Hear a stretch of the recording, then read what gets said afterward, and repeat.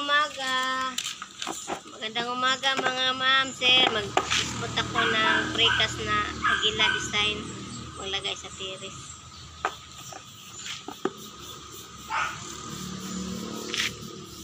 Para wala yung mga ano guys, mga butas. Tatapakan ko yung mga butas-butas guys. Itong design na eagle. Maglagay sa tiris guys. Eagle na design.